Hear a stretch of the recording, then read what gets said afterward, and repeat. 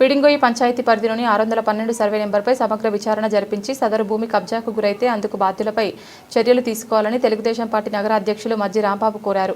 ఈ మేరకు తెలుగుదేశం పార్టీ నాయకులతో కలిసి జాయింట్ కలెక్టర్ ఫిర్యాదు చేసేందుకు ఆయన ఈ రోజు వెళ్లగా ఆయన సెలవులో ఉన్నందున కలెక్టర్ కీర్తి చేకూరికి సదరు ఫిర్యాదు పత్రాన్ని ఒక పెన్ డ్రైవ్ అందజేశారు.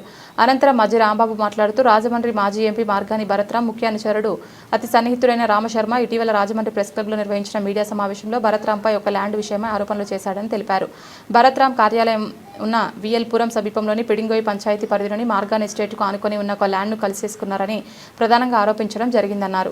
మొన్నటి రోజుని నగర వైసీపీ ప్రెసిడెంట్ మార్గాని భరత్రాం మీద ఆయన ముఖ్య అనుచరుడు, ఆయన చెడ్డీ ఫ్రెండ్ రామ్ శర్మ గారు మొన్నటి రోజుని ఒక ప్రెస్ మీట్ పెట్టి ఆయన గురించి అనేకమైన విషయాలు బయటపెట్టడం జరిగింది. దాంట్లో భాగంగా ఏదైతే 2019 నాటికి మార్గాని ఎస్టేట్ పరిధి అంతా రికార్డు పరంగా 2019 నుంచి ఆయన అధికారంలో ఉన్న తర్వాత 24 ఊరికి పరిధి అంతా ఎంతవరకు కబ్జా చేశారన్నది ఆయన చెప్పారు. ఇదన్నీ కూడా ఆయనతోటి నిత్యం గవర్నమెంట్ ఉన్నప్పుడు ఆయన 5 సంవత్సరాలు ఎంపీగా పనిచేస్తున్నప్పుడు ఇవన్నీ కూడా ఆయన కూడా తిరిగి ఆయనతో సపోర్ట్గా ఉన్న మనిషి ఆయన అత్యంత సన్నిధి చెప్పిన మాటలు.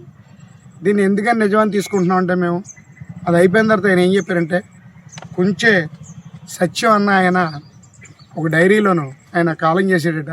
ఒక డైరీలో 3,50,000 రూపాయలు ఏదో ఈయన అవాల్తీ ఉన్నట్టు భరత్రాం గారు అవాల్తీ మేరకు 3 సంవత్సరాలు ఆమె కాళ్ళు ఎరిపోయేలా చెప్పులు ఎరిపోయేలా తిరిగినా కూడా దానికి ఏం న్యాయం చేయలేనట్టు కూడా చెప్పారు. అది ఎందుకు నమ్మవలసి వచ్చిందంటే ఆయన ప్రెస్ మీట్లోనే ఆ అమ్మాయితో మాట్లాడిన కొంచెం సత్యం భార్యతోటి స్వయంగా మాట్లాడిన ఆడియో రికార్డు కూడా వినిపించడం జరిగింది. 3 సంవత్సరాలు తిరిగినా కూడా 3,50,000 సమానం చెప్పలేదు.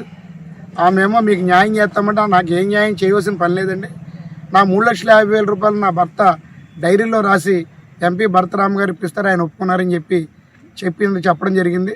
ఆ డబ్బులే ఇప్పించని చాలు, నాకు ఏం ఇతర న్యాయాలు ఏం చేయవలసిన లేదని కూడా అడిగినా కూడా ఆవిడ చాలా బాధాకరంగా చెప్పింది. ఆ భర్త కొంచెం సత్యం గారు బతుకుంటుండగా మా ఎంపీ ఎంత తోపు అంత తోపు భరత్రాము అని చెప్పుకొచ్చేవాడు, ఇతని నిజ స్వరూపం ఇప్పుడు బయటపడిందని కూడా ఆవిడ ఆడియో కాల్లో వినిపించడం జరిగింది. దీని గురించి మేము అడుగుతున్నది ఏంటంటే 2019లో మార్గాన్ ఎస్టేట్ పరిధి అంతా సర్వే చేయించాలి, ఇప్పుడు ఎంత ఉందో సర్వే చేయించాలి, అదంతా గవర్నమెంట్ సైట్ అయితే హ్యాండ్ ఓవర్ చేసుకోవాలని చెప్పి ఇప్పుడే మన సబ్ కలెక్టర్ గారికి నివేదిక ఇవ్వడానికి వచ్చాం. సబ్ కలెక్టర్ గారు 2 రోజులు సెలవు కలెక్టర్ గారికి డైరెక్ట్గా ఇవ్వడం జరిగింది.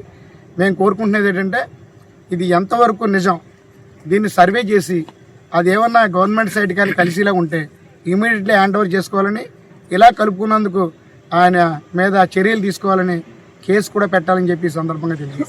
ఇదే కాదు, ఆయన అధికారంలో ఉండడానికి ఇటువంటి అనేకం చేశారు, అనేకమైనటువంటి ఇవన్నీ కూడా చేస్తా ఇప్పుడు మా నాయకుడు ఎమ్మెల్యే ఆదిరెడ్డి శ్రీనివాస్ గారు చేస్తున్న మంచిలు ఏదైతే మనకు గుళ్ళు గోపురాలకు కానీ అలా మసీదులకు కానీ చర్చిలకు కానీ అలాగే పిల్లల చదువులకు కానీ ఆరోగ్యరీత్యా అన్ని వాటిలో ఇబ్బంది పడుతున్న లేనోళ్ళకి కానీ సేవ చేస్తున్న ఏదైనా ఏ రోజైనా చేశారా?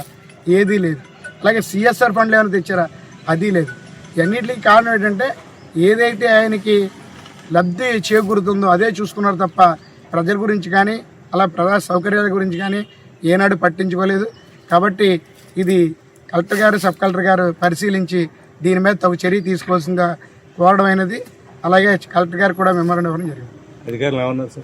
అధికారులు వెంటనే తక్షణం మన కలెక్టర్ గారు చెప్పడం ఏంటంటే జాయింట్ కలెక్టర్ గారు 2 రోజులు సెలవులో ఉన్నారు, వచ్చిన వెంటనే నేను ఆయనకి పంపించి దీని మీద ఇమీడియట్లీ యాక్షన్ తీసుకొని సర్వే పెడతానని చెప్పి కలెక్టర్ గారు చెప్పడం జరిగింది.